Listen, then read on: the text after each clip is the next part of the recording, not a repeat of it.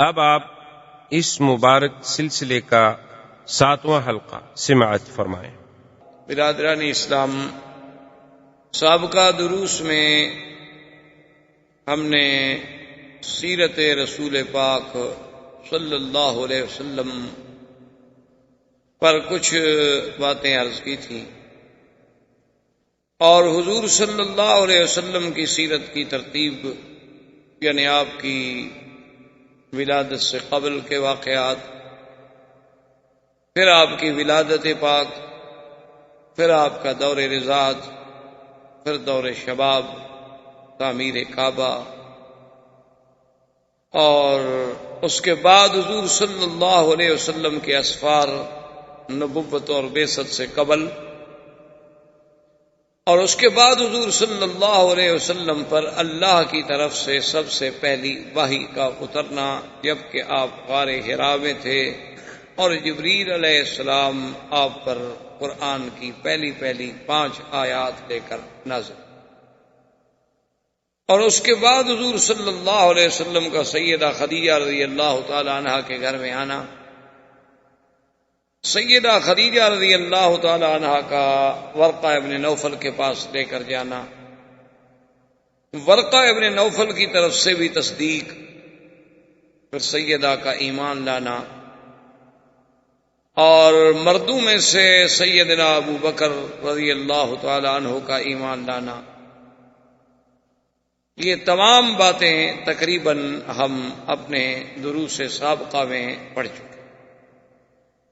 اب بات یہاں تک پہنچی تھی کہ اللہ نے جب اپنے نبی پاک کو حکم دیا کہ آپ اب لوگوں کو ڈرائیں، ڈرائیں کا معنی یہ ہے کہ جہنم کی آگ سے ڈرائیں، اللہ کی نافرمانی سے ڈرائیں، اللہ کی معصیت سے ڈرائیں، تو اب جب انذار کا حکم ملا اور اللہ کے نبی نے اپنی بعثت کے بعد اللہ کے احکام کے مطابق اس انذار پہ کام شروع فرمایا، آپ نے صفا پہ ندا دی، آپ نے مکہ کے پہاڑوں پہ ندا دی، آپ نے حرم کعبہ میں ندا دی، آپ نے اسواق میں ندا دی، یعنی کوئی ایسا مقام نہیں تھا جہاں اللہ کے نبی نے، اللہ کے پیغمبر نے، سرکار دو عالم نے اللہ کی توحید کی دعوت نہ دی۔ تو جب حضور صلی اللہ علیہ وسلم نے توحید کی دعوت دی، کفار قریش پہ گراں گزری، تو سب سے پہلے تو انہوں نے یہ کوشش کی کہ کسی طرح حضور صلی اللہ علیہ وسلم اپنی اس دعوت کو چھوڑ دیں اور ہمارے دین کی، ہمارے الہہ کی، ہمارے خداؤں کی، ہمارے عقیدے کی تردید اور مخالفت نہ کریں۔ اس ضمن میں قریش نے اپنے سرداروں کو اور اپنے رؤساء کو جمع کیا، اور جمع کرنے کے بعد ابی طالب سے بات کی، کیونکہ حضور صلی اللہ علیہ وسلم کی کفالت اول جو تھی وہ عبد المطلب کے پاس تھی، لیکن عبد المطلب جب فوت ہو گئے تو پھر حضور صلی اللہ علیہ وسلم کی کفالت جو ہے ابی طالب نے قبول کی، اور اس وقت ابی طالب جو ہیں وہ بھی مکے کے سردار تھے اور اوسائے مکہ میں تھے۔ تو ابی جہل نے، جس کا نام عمرو بن ہشام تھا اور کنیت وہ ابو الحکم کہلاتا تھا، لیکن اس کی عناد سے، اس کی تعصب سے، اس کی مخالفت سے، حق کو ٹھکرانے سے، باطل کو اپنانے سے اس کی کنیت جو ہے پھر ابی جہل پڑ گئی۔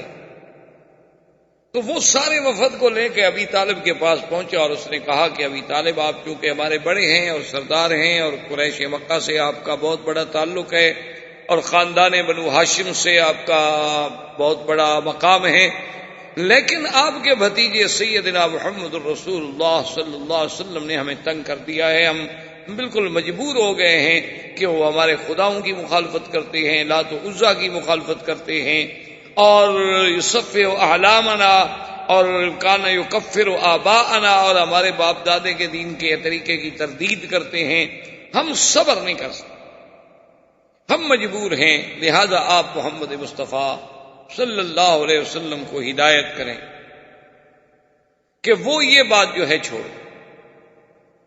ابی طالب نے حضور صلی اللہ علیہ وسلم کو سمجھایا اور بتلایا کہ آپ کی قوم کا وفد آیا تھا اور ان کا یہ مطالبہ ہے۔ حضور نے فرمایا کہ یہ میرا کوئی ذاتی کام تو نہیں ہے، مجھے تو اللہ نے نبی بنا کے بھیجا ہے، میں تو اللہ کے حکم کا پابند ہوں، میں کیسے چھوڑ سکتا۔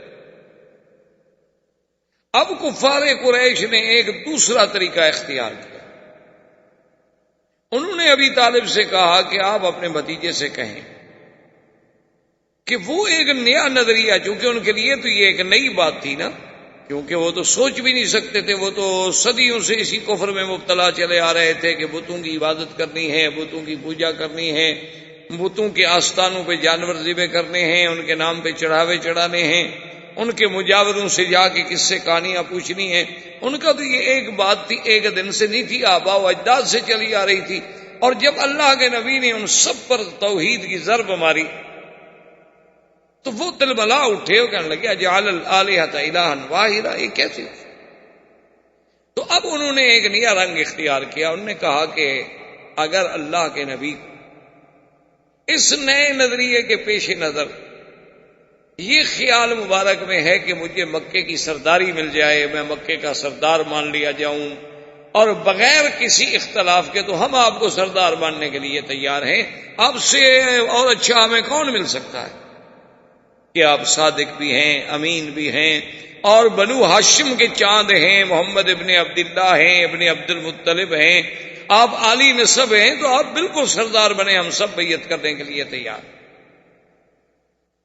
اور اگر انہوں نے کہا کہ حضور صلی اللہ علیہ وسلم نے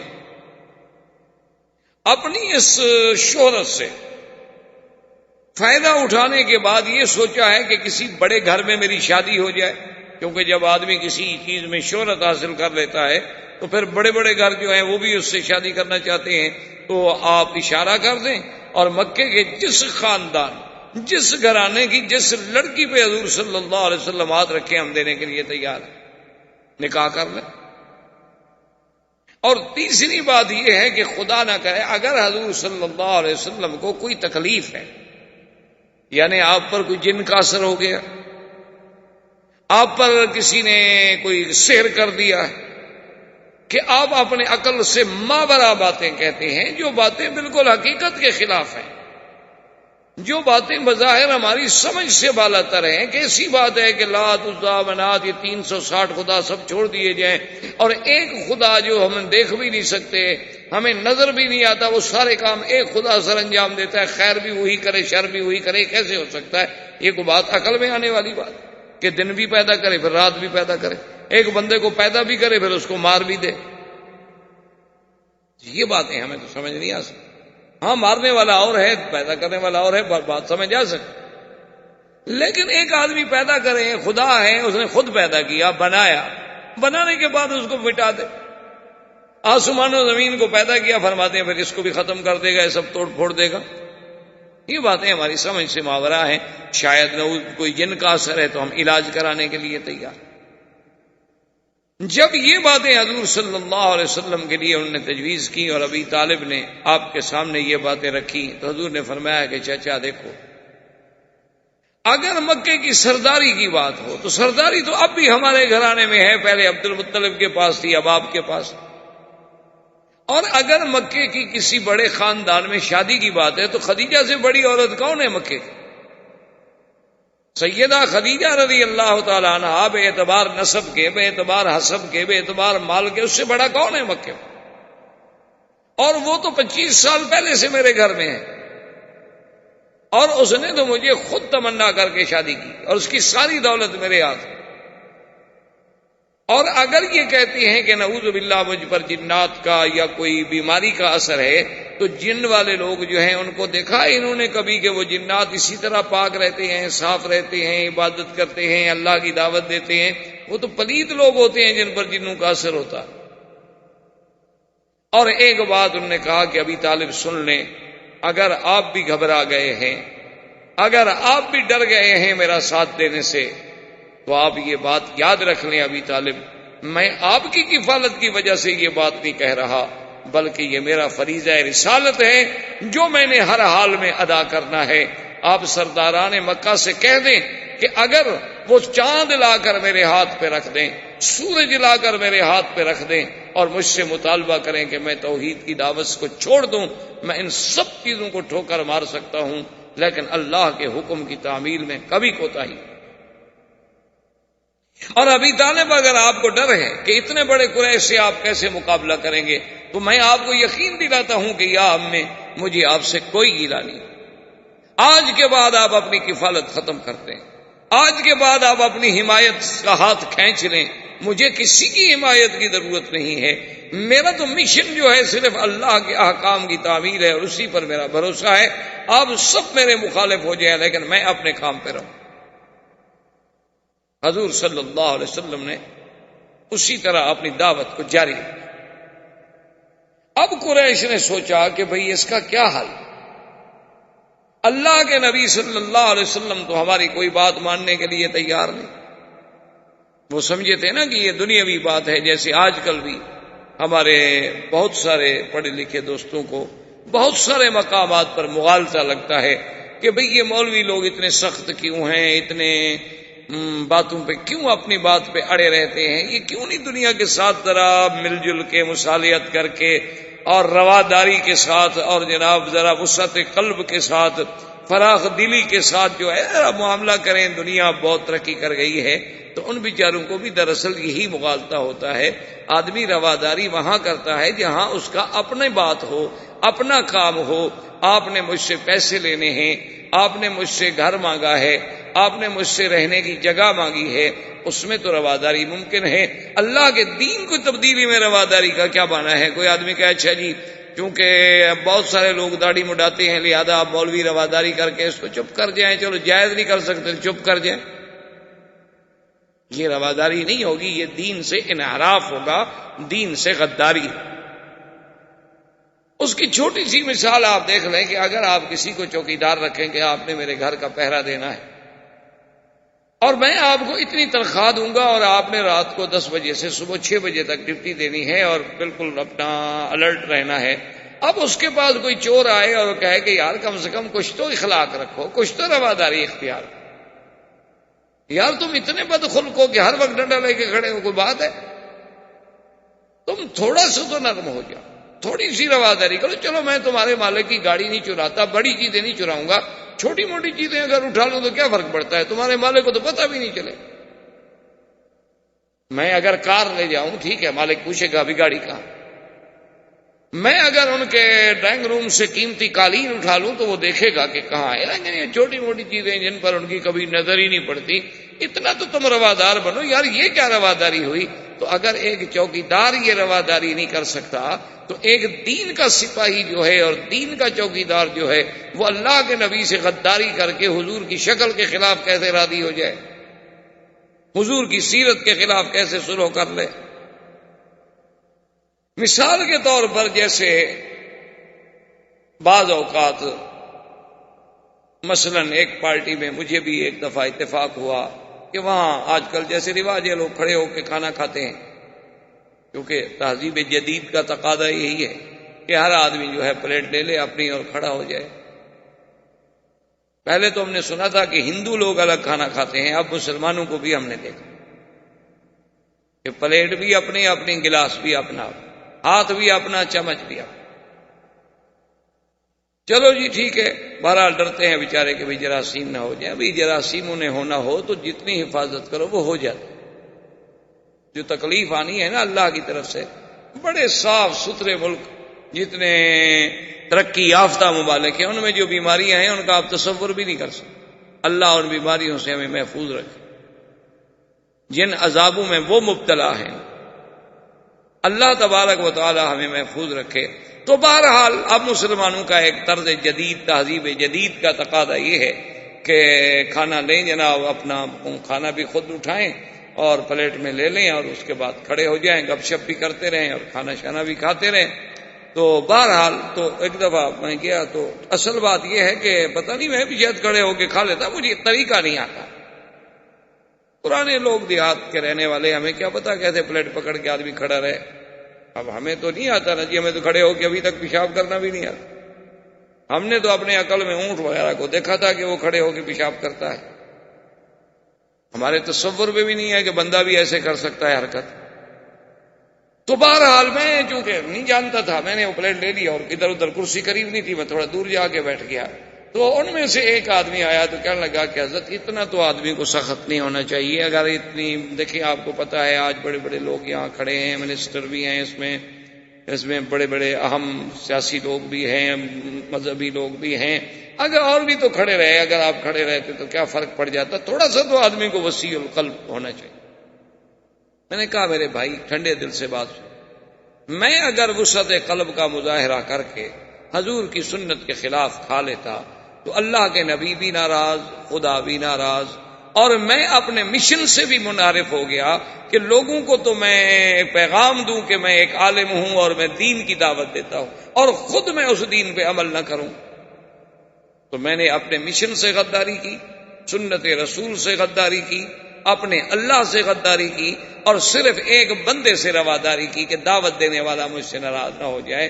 اور اگر تم نے علماء کو بلایا تھا اور تم رواداری کر کے ذرا کھانا سنت کے مطابق نیچے لگا لیتے، سب بیٹھ کے کھا لیتے، تو تم پہ اللہ بھی راضی، اللہ کا رسول بھی راضی، اور زندگی میں چلو ایک دفعہ سنت پہ عمل ہو جاتا.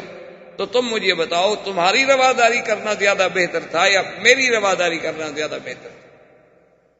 دیکھیں نا، اس طرح تو آپ کہہ سکیں گے کہ حضرت ابراہیم علیہ السلام نے بھی قوم سے رواداری نہیں کی، جا کے بتوں کو توڑ ڈالا. دیکھو جی، کوئی عقل کی بات ہے، کسی کی دین کو نہ مانو، لیکن یہ تو نہیں کہ جا کے توڑ دو. پھر ان کے بارے میں آخر آپ کیا فتویٰ دیں گے؟ خدا تو اس کے اس عمل سے اتنا خوش ہے کہ وہ کہتا ہے کہ خلیل ہے میرا. اللہ نے تو انہیں خلیل اللہ کا لقب دیا، لیکن آپ اس کو کہیں گے کہ جی حقوق انسانیت کے خلاف ہے کہ کسی کے خدا کو جا کے توڑ ڈالو. آپ نے تو کسی کا دل توڑ دیا. تو اس لیے اللہ کے نبی نے فرمایا کہ عقل کی بات چھوڑو. یہ کیا رواداری ہے کہ میں اللہ کے دین کو چھوڑ دوں؟ یہ کیسے ہو سکتا؟ تو اب کفار قریش نے ایک نیا پینترا بدلا، انہوں نے ایک نئی چال چلی. انہوں نے کہا کہ بھئی اللہ کے نبی تو اپنے راستے سے نہیں ہٹتے. اب انہوں نے کہا کہ حل یہ ہے کہ ہر آدمی ایسا کرے کہ جو اس کا بس چلتا ہے، اور جہاں جہاں اس کا بس چلتا ہے وہ ان لوگوں کو عذاب دے جو اسلام قبول کر رہے ہیں، تاکہ وہ لوگ عذاب دیکھ کر، تکلیفیں دیکھ کر اللہ کے نبی کا ساتھ چھوڑ دیں، اور جب لوگ چلے جائیں گے تو اکیلے رہ جائیں گے. اب تعذیب مسلمین کا دور شروع ہوا بعثت رسول کے بعد. بعثت کے بعد، دعوت کے بعد، جب کفر کے سارے حربے ناکام ہو گئے، جب کفار قریش کی ساری تدبیریں ناکام ہو گئی، تو انہوں نے اب یہ پروگرام بنا لیا کہ بھئی دیکھو، اکثر تو زیادہ سے زیادہ لوگ جو مسلمان ہو رہے ہیں وہ غریب ہیں اور غلام ہیں، تو ان کو اتنا عذاب دو کہ وہ اللہ کے نبی کو چھوڑ جائیں. تو اس کے لیے تجویز ہو گئی اور سب نے اپنے اپنے حصے تقسیم کر لیے کہ حضرت بلال جو تھے یہ امیہ کے غلام تھے. انہوں نے کہا کہ بلال کو تو میں ٹھیک کرتا ہوں. سمیہ، عمار، یاسر اور عمار، اس پر ابو جہل نے اپنی ذمہ داری لے لی کہ ان کو میں تعذیب دوں گا. ایک بنی معمل قبیلہ کی باندھی تھی، جاریہ تھی بنی معمل کی، اس کو حضرت عمر نے کہا کہ میں تعذیب دوں گا. اسی طرح کسی نے بی بی زریرہ کو تعذیب دینے کا ذمہ داری قبول کر لی، کسی نے ایک بی بی نہدیہ تھی ان کو تعذیب دینے کی ذمہ داری قبول کر لی. تو اب کفار قریش کا یہ دور شروع ہوا کہ جو جو لوگ اسلام لا چکے ہیں انہیں تکلیفیں. اور خدا کی قدرت ہے کہ مکی زندگی میرے مدنی کی نبوت کے ابتدائی دور میں یہ وہ دور تھا کہ جس میں اللہ کی طرف سے حکم تھا کہ صبر اور صبر اور صبر، یعنی صبر محض، کہ جو دشمن جتنی کوشش کرے جواب ہی نہیں دیتا. اس لیے قرآن نے ایک ہی ہدایت کی کہ وَاصْبِرْ كَمَا صَبَرَ أُولُو الْعَزْمِ مِنَ الرُّسُلِ، بس میرے مدنی صبر. حتیٰ کہ اللہ کے نبی کو اتنا حکم بھی نہیں تھا کہ آپ اپنے صحابہ کو کہیں کہ چلو بھی جواب تو دے دے نا، بھئی ایک آدمی مار رہا ہے تو چلو تم گالی تو دے دو. فرمایا بالکل صبر کرو۔ حضرت بلال رضی اللہ تعالی عنہ کو امیہ ابن خلف کیا کرتا، اللہ معاف کرے، این شدید گرمی میں جب این پتھر جل رہے ہوتے آپ کو، تو مکے کی گرمی کا پتہ، مکے کی گرمی تو ضرب المثل ہے، ابھی دیکھا نہیں 4 دن قبل کیسے گرمی تھی۔ علماء نے تو مکے کی گرمی سے مسائل نکالے ہیں کہ الحر حر مکہ والسکل سکل النبوۃ فکیف لا یعرق۔ ملا علی قاری نے مسئلہ نکالا ہے کہ آدمی اگر گھوڑے پہ سوار ہے، خچر پہ سوار ہے، گدھا پہ سوار ہے، اور اس جانور کا پسینہ کپڑوں کو لگ جائے تو کیا وہ کپڑے پاک ہوں گے یا کپڑے دھونے پڑیں گے؟ تو انہوں نے کہا کہ نہیں، کپڑے نہیں دھونے پڑیں گے، جانور کا پسینہ حرام اور پلید نہیں ہوتا، اس لیے کہ حضور صلی اللہ علیہ وسلم راکب حمارن، مکے میں حضور نے حمار پہ، گدھا پہ سواری فرمائی۔ تو ملا علی قاری فرماتے ہیں یہ کیسے تصور کیا جا سکتا ہے کہ مکے کی گرمی ہو اور بوجھ نبوت کا ہو، اور کیسے ہو سکتا ہے کہ پسینہ نہیں آیا ہوگا جانور کو؟ لیکن حضور نے کپڑے نہیں دھوئے۔ تو مکے کی گرمی تو یعنی ایک ضرب المثل ہے۔ تو حضرت بلال رضی اللہ تعالی عنہ کو عین یعنی بالکل شدید ترین جب پتھر گرم ہو جاتے تو وہ ظالم آ کر اس پتھر پہ بغیر کرتے کے، بغیر قمیص کے، ننگی پیٹھ پر لٹا دیتا اور سینے پہ ایک بہت بڑے پتھر کی چٹان رکھ دیتا اور کہتا کہ بلال اقرار کرو لات و عزا کا اور چھوڑ دو دین محمد۔ اور حضرت بلال اسی اپنے جزم میں کہتے احد احد احد، اور احد احد کہتے کہتے بے ہوش ہو جاتے، اور جب ہوش آتی پھر وہی نعرہ احد احد۔ حتیٰ کہ ایک دفعہ مسلمانوں نے پوچھا حضرت بلال سے بعد میں، انہوں نے کہا کہ بھئی اور بھی تو باتیں ہو سکتی تھی نا، لا الہ الا اللہ، اللہ اکبر، لیکن احد احد جو تم کہتے تھے اس کی کیا وجہ تھی کہ تم ہر وقت احد احد احد کا نعرہ لگاتے تھے؟ تو حضرت بلال نے فرمایا اصل بات یہ ہے کہ کافر سب سے زیادہ اسی بات سے چڑھتے تھے، اور میں جان کے وہی نعرہ لگاتا تھا جو کافروں کو جلانے کا ہو، چونکہ دلیل ایمان یہ ہے کہ کافر کو جلاؤ، کفر سے بیزاری کا اعلان کرو، کفر سے برات کا اعلان کرو۔ صرف یہ نہیں کہ تم اللہ کی توحید کا اقرار کر لو، اقرار کے ساتھ براءۃ من الکفر، براءۃ من المشرکین جو ہے وہ ضروری ہے۔ اللہ نے پورے قرآن میں سورۃ براء نازل کی، اور جب تک ہم کفر سے براءت نہیں کریں گے اس وقت تک ہمارا ایمان نہیں ہوگا۔ ایک ہے دنیاوی تعلقات، تجارت، لین دین، یہ الگ بات، لیکن قلبی طور پر آدمی بالکل مشرکین سے برات کا اظہار کرے۔ تو حضرت بلال رضی اللہ تعالی عنہ کو اتنا مارا جاتا، اتنا ستایا جاتا، ان کے بعض اوقات تو امیہ ظالم یہ کرتا کہ کھجور کے بڑے بڑے کانٹے لے کے بدن میں چبھوتا، اور اسی حال میں بلال احد احد احد کرتے کرتے بے ہوش۔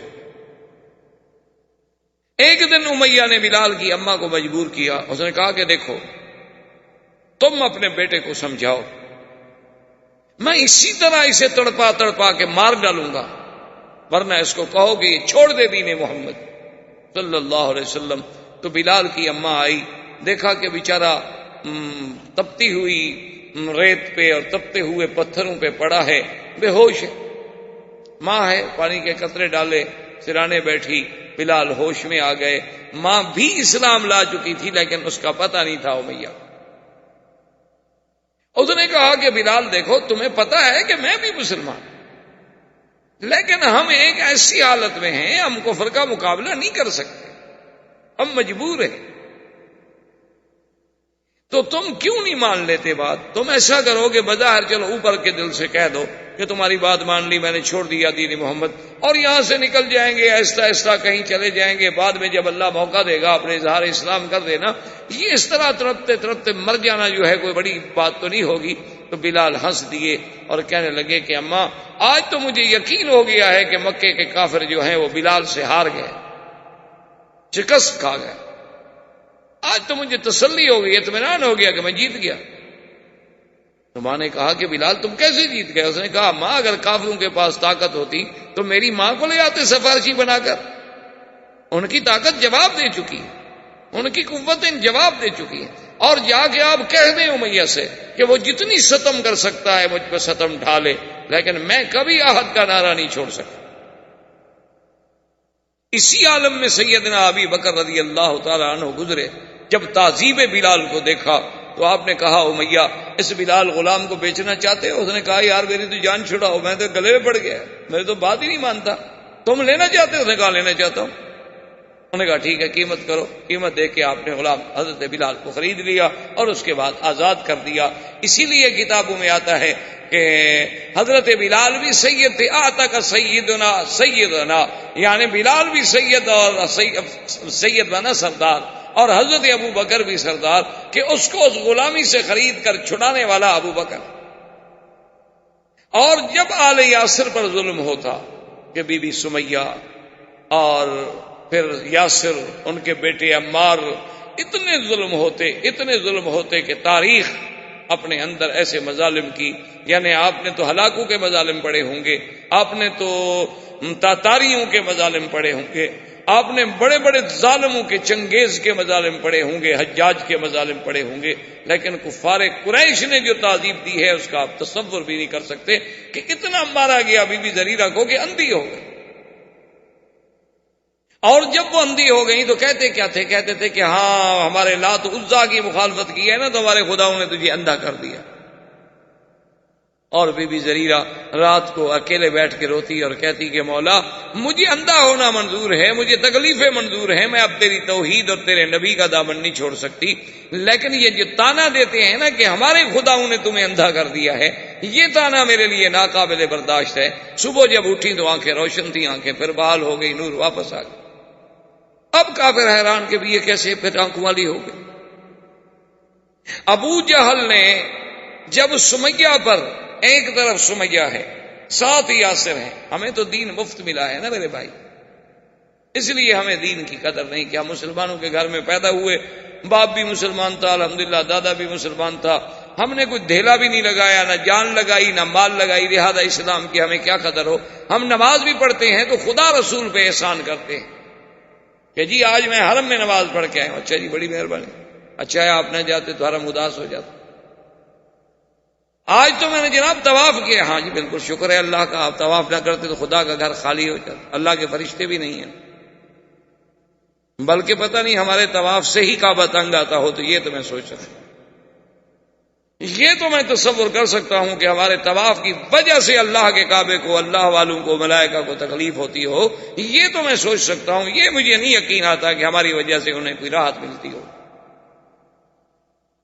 اس لیے کسی نے کہا تھا نا کہ چوں طواف کعبہ کردم، کہ جب میں طواف کرتا ہوں تو کعبہ ندا برآمد، کعبے سے ندا آتی ہے کہ بیرون درچے کر دی کہ درون خانہ آئی، میرے باہر تم کیا کر رہے تھے کہ اب اندر بھی آ گئے ہو، کہ بیرون درچے کر دی، تم باہر کیا کیا کام کر رہے تھے، انہی پاؤں کو لے کے میرے پاس بھی آ گئے۔ اور کہتا ہے کہ جب میں نے جا کے زمین کعبہ پہ سجدہ کیا، زمین ندا برآمد، زمین چیخنے لگ گئی، اس نے کہا کیوں مجھے ناپاک کرتے ہو ریا کے سجدے کر کر، سارا دن غیروں کی عبادت کرتے ہو اور ابھی آ کر مجھ پر اللہ کا سجدے کر رہے ہو، ادھر لوگوں کو بھی خوش کرتے ہو، ادھر خدا کا سجدہ کر کے اللہ کو بھی ارادہ کرنا چاہتے ہو۔ انہوں نے کہا کیوں خراب کر دی جو سجدہ ہے ریائی، تو مجھے کیوں خراب کر رہے ہو ریا کے سجدے کر کے، اس سے تو بہتر ہے کہ سجدہ۔ اس لیے مجھے تو بہرحال یہ ڈر لگتا ہے کہ کہیں ہماری یہ بے ادبی کہ ہم اتنے گناہوں کے ساتھ، اتنی زیادتیوں کے ساتھ ساری زندگی، اللہ معاف کرے، ہماری زبانیں گندی، ہمارے پاؤں گندے، ہمارے اعمال گندے، اور پھر ہم کعبے میں چلے جاتے ہیں بس اس امید سے کہ وہ غفور الرحیم، کہ وہ ارحم الراحمین ہے، اب اس کے بندے ہیں، مخلوق ہیں، بس جیسی ہیں، ورنہ تو حقیقت میں انسان کو ڈر لگتا ہے کہ میں کیا ہوں اور کہاں ہوں۔ یہ مقام تو وہ تھا نا جہاں بلال رہتا، اب دیکھیں کہ ظلم ہو رہا ہے اور اللہ کے نبی گزر رہے ہیں اور فرماتے ہیں صبرن یا آل یاسر صبرن، ایک سبق دے رہا ہے اللہ کا نبی۔ آج کفر اسی اسلام کو دہشت گرد ثابت کرنا چاہتا، کاش ان کے سامنے میرے مدنی کی سیرت ہوتی، کاش ان کے سامنے میرے مدنی کی مکی زندگی ہوتی، کاش یہ جہاد اور فساد کا فرق سمجھ سکتے۔ یہ دہشت گردی ہے کہ بلال کو تڑپایا جائے، خباب کو تڑپایا جائے، سمیہ کو تڑپایا جائے، زریرہ کو تڑپایا جائے، نہدیہ کو تڑپایا جائے، عمار اور یاسر کو تڑپایا جائے، خباب الارت کو تڑپایا جائے، حضور کے صحابہ کو انگاروں پہ لٹا دیا جائے۔ لیکن اللہ کا نبی کیا کہتے ہیں؟ صبر. کہ آل یاسر صبر. وہ نبی جو صبر کا درس دینے والا ہے وہ اپنی امت کو کبھی دہشت گردی سکھلا سکتا ہے؟ اصل بات کیا ہے؟ وہ سب سے بڑے دہشت گرد ہیں جو مسلمانوں کو دہشت گرد کہتے ہیں. انہوں نے مسلمانوں کو، جب آپ کسی کو بند گلی میں کھڑا کر دیں گے تو کوئی کیا کرے گا؟ آپ مجھے بتائیں. آپ کسی آدمی کو جب بند گلی میں کھڑا کر دیں، اب اس کے بعد راستہ کوئی نہیں، یا ٹکر مار کے دیوار سے مر جائے. تم تو حالات ایسے پیدا کرتے ہو کہ مسلمان بند گلی میں جا کے مجبور ہوں، اور جب مجبور ہو کر وہ کوئی بات کریں، ہم کہیں دیکھیں نہیں مسلمان ایسے ہیں، مسلمان ایسے ہیں، مسلمان ایسے ہیں. یہ عجیب بات ہے نا.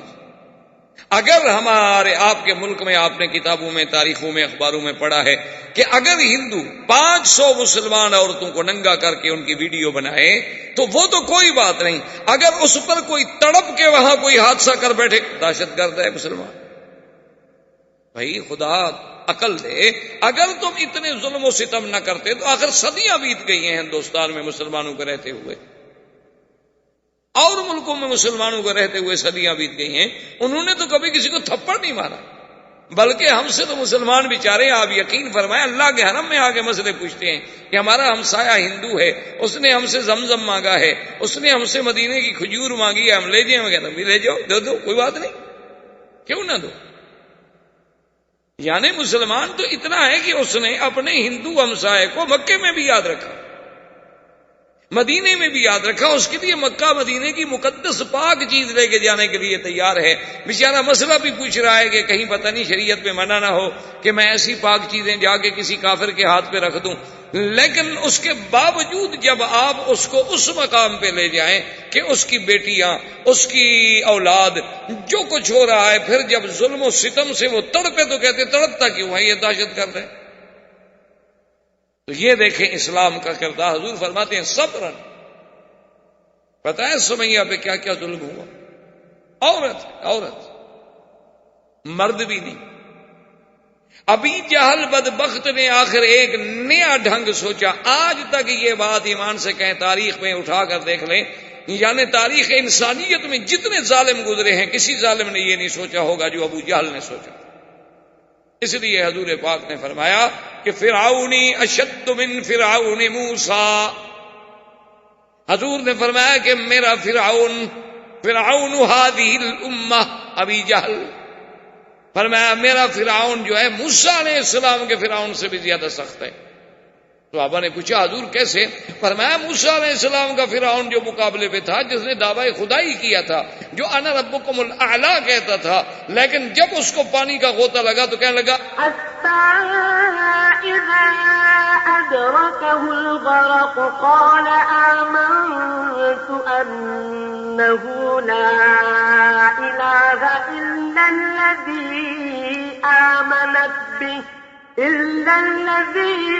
آمنت به بنو إسرائيل وأنا من المسلمين. فوراً ایمان لے آیا کہ جی میں تو مانتا ہوں. ایک پانی کا غوطہ لگا، لیکن ابو جہل اتنا شدید ہے، اتنا ظالم ہے کہ گردن کٹی ہوئی ہے، آخری رگے ہیں، پھر بھی کفر سے باز نہیں آیا اور اسلام کے مخالفت کرنے سے باز نہیں آیا. اب دیکھیں کہ اس نے ظلم و ستم کی جو طریقہ ایجاد کیا ہے. آج پوری تاریخ آپ اٹھا کے دیکھ لیں، آج کی تاریخ میں آپ بھی سمجھ نہیں سکیں گے کہ ابھی جہل سے پہلے بھی کسی ظالم نے ایسے سوچا ہوگا. بعد میں تو لوگوں نے بہت سوچا، کیا کچھ نہیں ہوا کشمیر میں، کیا کچھ نہیں ہوا کوسوفو میں، کیا کچھ نہیں ہوا سربیا میں، کیا کچھ نہیں ہوا شیشان میں مسلمان بیٹیوں کے ساتھ، خواتین کے ساتھ. ابو جہل نے 2 اونٹ منگوائے اور اونٹوں کو رسے باندھے گئے، اور رسے بی سمیہ کے پاؤں میں باندھے گئے. ایک اس پاؤں میں رسا باندھا گیا، ایک اس پاؤں میں رسا باندھا. یہ کبھی آپ کا عقل سوچ سکتا ہے تہذیب کا یہ طریقہ؟ اور مخالف سمت میں اونٹوں کو کھڑا کیا گیا، اور اس ظالم نے کہا کہ جب میں حکم دوں تو دونوں اونٹوں کو بھگا دیا جائے. تو ایک اونٹ ادھر دوڑے گا، ایک اونٹ ادھر دوڑے گا. ابو جہل سامنے کھڑا ہے. جب اونٹوں کو دوڑایا تو خود نیزہ مارا بی بی سمیہ کی شرمگاہ میں، اور بی بی صاحبہ 2 حصوں میں چیر دی گئی. آپریشن نہیں، چھری سے نہیں کاٹا گیا، تلوار سے نہیں کاٹا گیا، اونٹوں نے طاقت سے چیر، جیسے مرغی کو پکڑ کے آپ یوں چیر دیں۔ لیکن اس وقت بھی اس کی زبان پہ تھا لا الہ الا اللہ محمد الرسول اللہ، یہ اول شہیدۃ فی الاسلام، اسلام کی سب سے پہلی شہیدہ ہے جو اسلام کے راستے میں شہید، یعنی تہذیب کی کوئی حد ہے۔ حضرت خباب بن الارت رضی اللہ تعالی عنہ ایک دن بیٹھے تھے، صحابہ نے کہا کہ حضرت خباب ہمیں اپنے ابتدائی اسلام کی بھی کوئی بات سنا۔ حضرت خباب بن الارت نے بتایا کیا کیا، آپ نے فرفع ثوبہ عن ظہرہ، آپ نے اپنی پشت سے کپڑا اٹھا لیا، کہا مجھ سے کیا پوچھتے ہو، میری پشت دیکھ لو، میری پشت پہ پوری ابتدائی اسلام کی تاریخ لکھی ہوئی ہے۔ صحابہ کہتے ہیں جب ہم نے آپ کی پشت کو دیکھا تو اس میں ایسے گڑے پڑ چکے تھے، ایسے گڑے پڑ چکے تھے، اوپر سے لے کر نیچے تک ایسے جیسے گڑے ہوتے ہیں، اور پورے اندر تک گڑے پڑے ہوئے اور سیاہ ہوتے، حتیٰ کہ حضرت عمر جیسا آدمی، حضرت امیر المومنین عمر جیسے آدمی کہتے ہیں کہ مجھ سے صبر نہ ہو سکا، میں رو پڑا، اور واللہ ما رأیت، تو خدا کی قسم ایسی پشت کسی انسان کی میں نے نہیں دیکھی تھی۔ میں نے کہا خباب یہ کیا ہے؟ اس نے کہا اسلام کے لیے جب ہم اللہ کا نام لیتے تھے تو ظالم کفار جو تھے انہوں نے کیا کیا کہ انہوں نے انگارے بنائے، انگارے بنا کر، اور انگارے پتہ ہے کیسے بنائے گئے؟ یہ لکڑی کے انگارے نہیں، انہوں نے پتھر لے کے آگ میں رکھے، پتھروں کو آگ میں رکھا، اور پتھر جب آگ کی شدت سے سرخ ہو گئے، انگارہ بن گئے پتھر۔ جب انگارہ بن گئے تو میرے کپڑے اتار کے میری ٹانگوں سے پکڑ کر مجھے ان پتھروں پہ کھینچا، اور جب مجھے کھینچا جاتا تھا تو جہاں جہاں پتھر جلتا تھا جلا کے اندر گڑے پڑ جاتے تھے، اور اندر سے جو میری پیپ بہتی تھی اسی سے وہ انگارے بجھتے تھے، کوئی چھڑانے والا بھی نہیں ہوتا تھا۔ اور ایک دن آبنا کے لال سرکار دو عالم رحمت دو جہاں سید محمد عربی فداہ ابی و امی صلی اللہ علیہ وسلم، آپ کعبہ شریف کے پاس بیٹھے ہیں کہ یہی خباب کو موقع ملا حضور کے قریب، ورنہ تو کعبے میں کون آ سکتا۔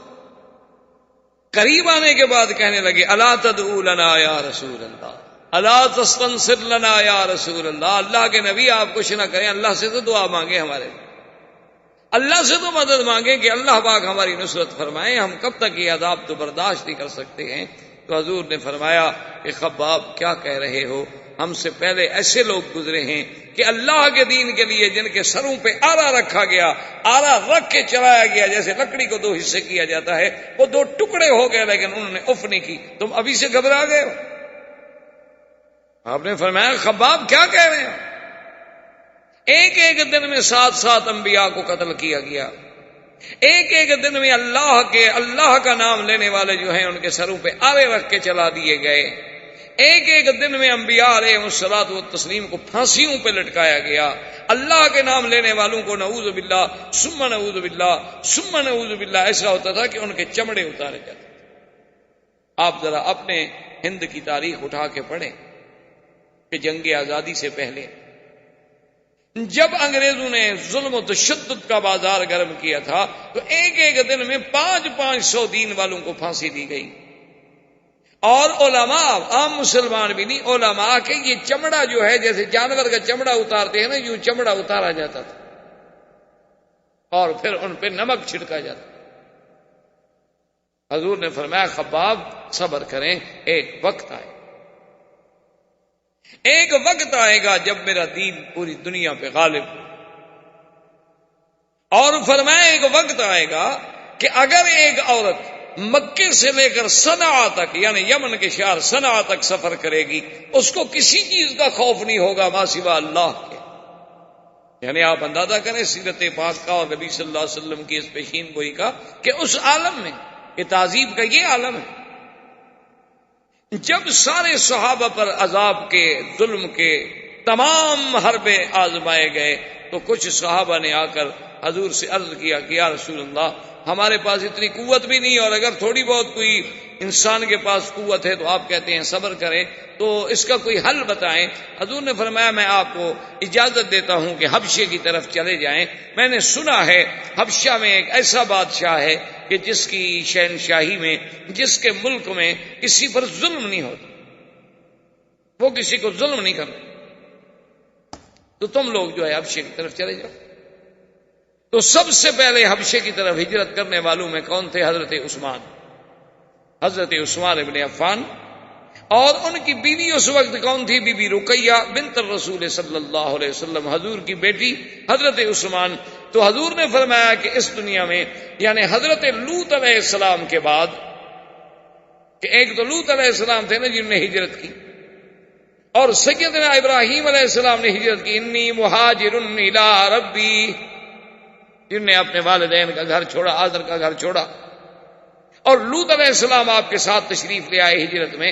اس کے بعد فرمایا اللہ کے راستے میں اگر کوئی ہجرت کر رہا ہے تو عثمان۔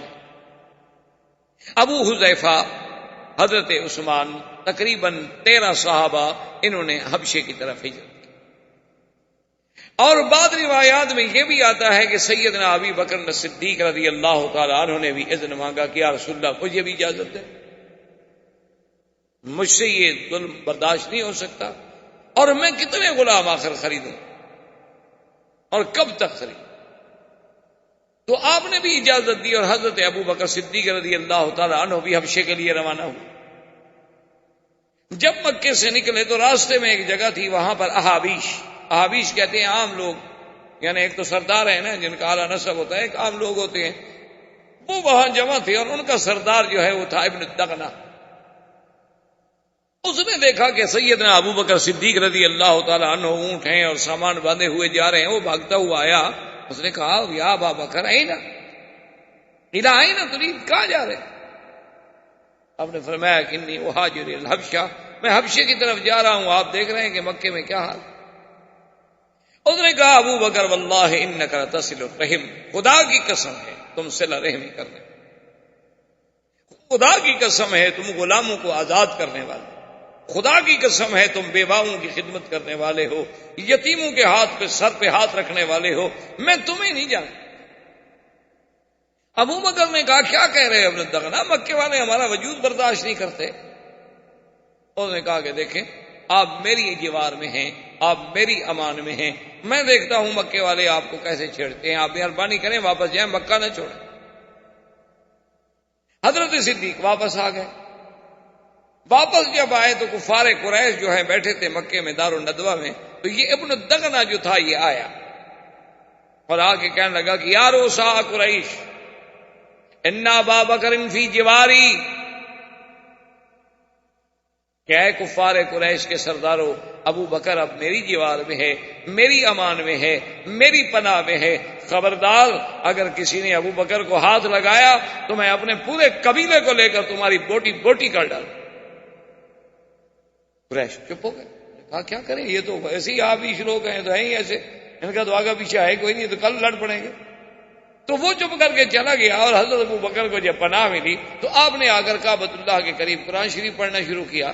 تو جب قرآن شریف پڑھنا شروع کیا تو یہ کفار قریش جو تھے یہ یہاں سے دوڑے اور سیدھے ابن دغنہ کے پاس پہنچے۔ انہوں نے کہا دیکھو تم نے پناہ دی ہے، اس کو یہ تھوڑا ہے کہ وہ قرآن کھڑے ہو کے پڑھے اپنا کعبہ شریف کے پاس، وہ رہے چپ کر کے رہے مکے میں۔ اصل تکلیف تو تب ہوتی ہے نا جب دین کی دعوت دی جائے، آدمی اگر دین کی بات نہ کرو تو تکلیف کا سوال ہی پیدا نہیں ہوتا۔ دیکھو نا جی، جو آدمی کہیں بھی دین کی بات نہ کریں، آپ بالکل آرام سے یعنی بڑے فراخ دل بن کے رہیں کہ جو ماحول ملا اس میں ڈھل گئے، وہ ٹھیک ہے، کبھی مجال ہے آپ سے کسی نے جھگڑا کیا ہو۔ بات تب ہوتی ہے جب آدمی دین کی بات کرے۔ اور بلکہ ہمارے ایک عالم تھے فوت ہو گئے، وہ کہا کرتے تھے مکی صاحب جس کی تقریر پہ سارے لوگ راضی ہو جائیں نا سمجھو کہ وہ مولوی حق نہیں کہتا، سب لوگ خوش ہوں نا تو وہ حق نہیں کہتا، کیونکہ سب لوگ تو اللہ کے نبی پہ راضی نہیں ہو سکے تو مولوی صاحب پہ کیسے راضی ہو گئے؟ اللہ کے پیغمبر کو بھی کسی نے مانا کسی نے نہیں مانا، کسی نے پھول برسائے تو کسی نے کانٹے بھی برسائے، کسی نے دعائیں نہیں تو کسی نے پتھر بھی تو مارے، انہوں نے کہا یہ کیسے ہو سکتا ہے کہ آدمی حق کی بات کہے اور لوگ سارے کے سارے راضی ہو جائے اور قبول کر لیں اور برداشت کر لیں؟ یہ کبھی نہیں ہو سکتا. سمجھو کہ یہ حق نہیں کہتا. جیسے ہوتا ہے نا کہ وہ آئے ایک مولوی صاحب کہنے لگے جی میں فلاں مسجد میں جمعہ پڑھاتا ہوں، 15 سال ہو گئے ماشاءاللہ، اور آج تک ہماری مسجد میں کوئی جھگڑا نہیں ہوا. انہوں نے کہا میں بھی خدا کی قسم کھا کے گواہی دیتا ہوں کہ 15 سال میں تم نے بھی کبھی حق کا کوئی مسئلہ بیان ہی نہیں. تم نے بھی بس لوگوں کو یہی سمجھایا ہوگا وضو کیا کرو، وضو کی یہ فضیلت ہے، نماز کی یہ فضیلت ہے، روزے کی یہ فضیلت ہے، اور مکہ شریف میں طواف کرو تو اتنا ثواب ہوتا ہے، عمرہ کرو تو اتنا ثواب. اس سے کون چڑھتا ہے؟ اس سے کون چڑھتا؟ بات تو تب ہوگی نا جب آپ اس کو کہیں گے کہ تم باپ دادے کے غلط رسموں کو بدعات کو چھوڑو. اب جھگڑا شروع ہو. کیوں چھوڑوں جی؟ آپ کہیں گے چھوڑو، وہ کہے گا کیوں چھوڑوں؟ میرا تو باپ کل خانی کرتا تھا، میرا باپ عرس شریف پہ جاتا تھا، ہمارے گھروں میں باقاعدہ 11ویں شریف کے دودھ تقسیم ہوتے تھے. یہ کب کا وہاں بھی آ گیا مکے سے؟ اب بات شروع ہوگی. جب تک آپ حق بات کی دعوت نہ کہیں، بالکل حلوے کھانے پر بھی کبھی جھگڑا ہوا ہے بھلا؟ کوئی تھوڑا کھا لے گا، کوئی زیادہ کھا لے گا. جھگڑا تو تب ہوگا جب اللہ کی توحید کی بات کریں. ساری زندگی ابو بکر مکے میں رہتا تھا، کسی نے جھگڑا کیا؟ 40 سال میرے مدنی نے مکے میں زندگی گزاری، کسی نے جھگڑا کیا؟ جھگڑا تو اسی وقت ہوا نا جب کہا لا الہ الا اللہ. اب جب سیدنا صدیق نے قرآن پڑھا تو کفار قریش کیسے برداشت کریں؟ بھاگتے ہوئے ابن دغنہ کے پاس گئے. انہوں نے کہا دیکھو تم نے پناہ دی ہے ابو بکر کو رہنے کے لیے، وہ مکے میں رہے، جو مرضی آئے کھائے پیے، تجارت کرے، کاروبار کرے، لیکن وہ تو کھڑے ہو کے ہمارے خداؤں کو گالی دے رہا. اب جناب ابن دغنہ آیا، اس نے کہا ابو بکر دیکھو میں نے تمہاری پناہ تو دی ہے تمہیں، لیکن اس کا مطلب یہ تو نہیں کہ ان کے خداؤں کو گالی دو. اس نے کہا ابن دغنہ کیا بات کہہ رہے ہو؟ قرآن پڑھنا جو ہے ان کے خداؤں کو گالی دینا؟ ہمارا تو خدا ہمیں ہدایت کرتا ہے کہ کسی کے خدا کو گالی نہ دو، ہم کیسے گالی دے سکتے ہیں؟ انہوں نے کہا یہ کیا کہتے ہیں؟ انہوں نے کہا تم بھی سن لو، میں قرآن پڑھتا ہوں. انہوں نے کہا نہیں اچھا قرآن پڑھتے ہو تو پھر میری بات جو ہے یہ نہیں مانیں گے.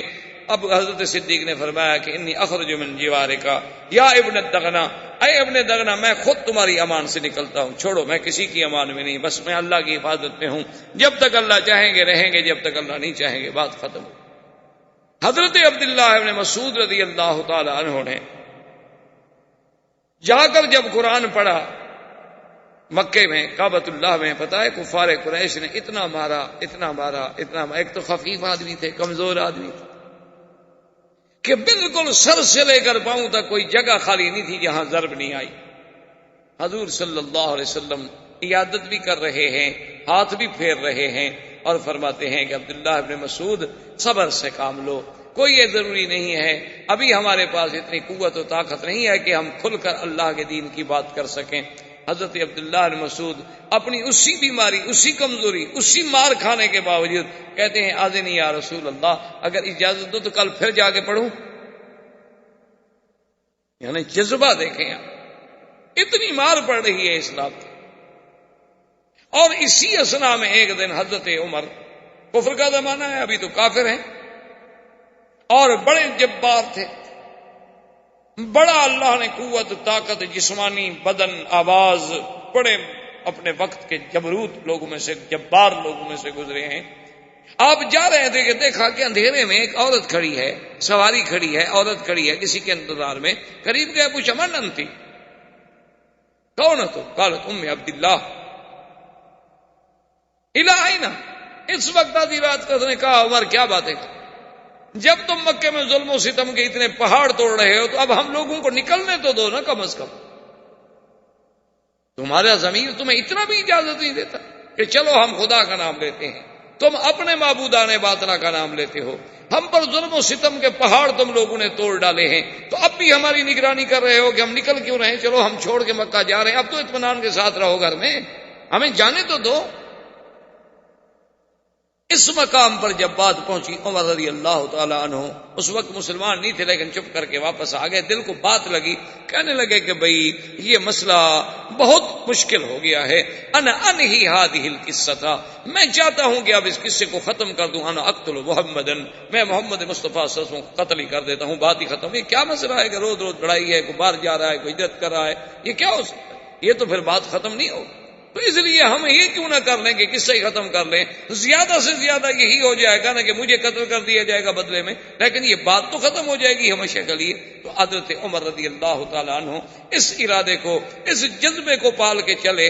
آپ جا رہے ہیں کہ نعیم ابن عبداللہ راستے، انہوں نے کہا کہ عمر کیا بات ہے، بڑے غصے میں. انہوں نے کہا نہیں میں عبداللہ کیا پوچھتے ہیں، روز روز کا مسئلہ ہے.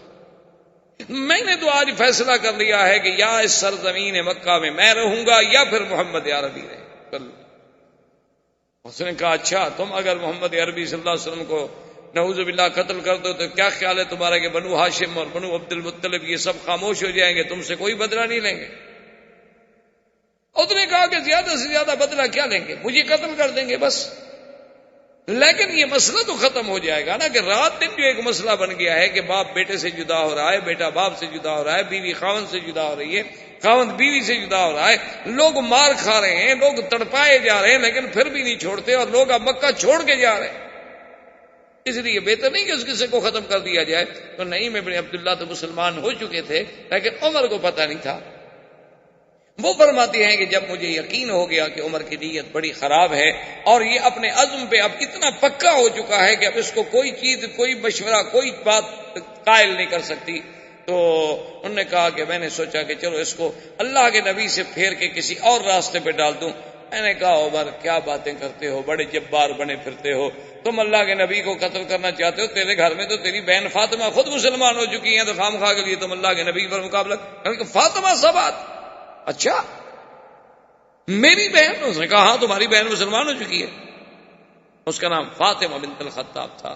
تو زندگی باقی، بات باقی، واللہ تعالی عالم. برادران اسلام، محترم بھائیوں، عزیز نوجوانوں، سیرت نبی پاک صلی اللہ علیہ وسلم کے ضمن میں دروس سابقہ میں آپ نے کچھ باتیں سنی ہیں، اور اس سلسلہ وار سیرت کے دروس میں سے ہم درس کے اس مقام پہ پہنچے تھے یا سیرت طیبہ کے اس حصے میں پہنچے تھے کہ جب ابی طالب نے روسائے کفار قریش کے کہنے پر حضور صلی اللہ علیہ وسلم کو عرض کیا کہ محمد عربی صلی اللہ علیہ وسلم آپ کی قوم ہے، آپ کی قرابت دار ہیں، وہ چاہتے ہیں کہ آپ کچھ اپنے معاملے میں نرمی فرمائیں. تو حضور نے صاف انکار کیا. آپ نے فرمایا کہ ایام میں یہ ایسا معاملہ نہیں ہے کہ جو میری ذات تک تعلق رکھتا ہو اور اس میں کچھ آگے پیچھے کر سکتا ہوں. میں تو اللہ کا بھیجا ہوا پیغمبر ہوں، اللہ کا بھیجا ہوا نبی ہوں، اللہ کا رسول ہوں، اور اللہ کے حکم پہ پابند ہوں. جو مجھے حکم ملتی ہے میں اس کی تعمیل کرتا ہوں. تو مجھ سے اس قسم کے مطالبے کرنے کی تو کوئی بات ہی نہیں. اب جب کفار ہر قسم کے یعنی اپنے سورس استعمال کرنے کے بعد دھونس، طاقت، دولت، لالچ جب سب میں ناکام ہو گئے تو انہوں نے تعذیب المسلمین یعنی مسلمانوں کو عذاب دینے کا پروگرام بنا. انہوں نے کہا کہ اب اور کوئی حل نہیں، اب ایک حل ہے کہ ہم مسلمانوں پر اتنے ستم توڑیں کہ یہ لوگ جو ہیں خود بخود حضور صلی اللہ علیہ وسلم سے ہٹ جائیں اور ہٹ جائیں اور ڈر جائیں. جب یہ لوگ سب ہٹ جائیں گے، حضور کے ساتھ کوئی نہیں بچے گا، تو اس کے بعد صاف بات ہے کہ معاملہ جو ہے خود بخود ختم ہو جائے. تو اس تعذیب کے سلسلے میں بھی میں نے کچھ عرض کیا تھا کہ سیدنا بلال رضی اللہ تعالی عنہ پر ظلم و تشدد کے پہاڑ توڑے گئے. اسی طرح بی سمیہ کو حتیٰ کہ شہید کر دیا گیا، اور یاسر اور عمار کو اتنی تعذیب کی گئی کہ حضور جب بھی گزرتے تو آپ ان کو تسلی دیتے اور فرماتے کہ صبرن یا آل یاسر. بی زریرہ کو اتنی مارا گیا کہ وہ اندھی ہو گئیں. بی بی نہدیہ پہ ظلم و ستم کے پہاڑ توڑے گئے، خباب بن الارت کو انگاروں پہ لٹایا گیا، حتیٰ کہ آپ کی پشت میں گڑے پڑ گئے تھے کہ انگارے اندر گھس جاتے۔ ان حالات میں حضور صلی اللہ علیہ وسلم نے صحابہ کو اجازت دی اور فرمایا کہ تم حبشہ کی طرف ہجرت کر جاؤ، کہ میں نے سنا ہے کہ حبشہ کا جو بادشاہ ہے وہ بڑا عادل ہے، منصف ہے، اس کے دور میں کسی پہ ظلم نہیں ہوتا۔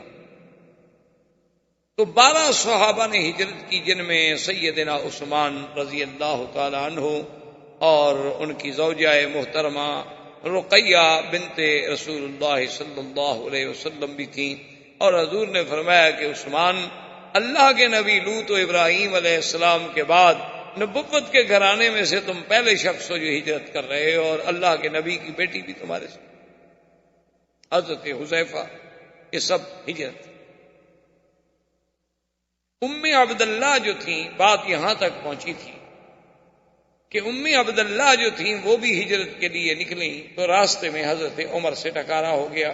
حضرت عمر رضی اللہ تعالیٰ نے دیکھ دیا کہ ام عبداللہ جو ہیں وہ سامان باندھے ہوئے اور تیار ہوئے کھڑی ہیں، تو حضرت عمر کو جب دیکھا تو گھبرا گئی۔ صاف بات ہے کہ حضرت عمر کا کفر کا زمانہ تھا اور بہت بڑے جبار تھے، اور یہ بھی ان لوگوں میں تھے جو مسلمانوں کو عذاب دیا کرتے تھے۔ تو ام عبداللہ بیچاری بہت گھبرائیں۔ حضرت عمر جب قریب آئے تو انہوں نے کہا کہ ام عبداللہ الا این تم الا ماذا تريدين، کیا چاہتی ہو، کہاں الا این، کدھر جا رہی ہو؟ تو اس نے کہا، اس کو بھی اب پھر بی بی ام عبداللہ جو تھی وہ بھی پھر غصے میں آ گئی۔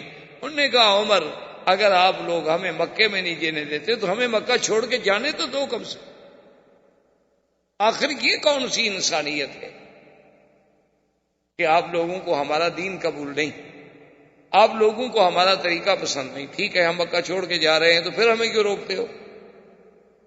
تو یہ کون سا طریقہ ہے انسانیت کا کہ اب ہمیں اس پہ بھی مجبور کرتے ہو کہ ہم مار کھانے کے لیے ضرور مکے میں رہیں؟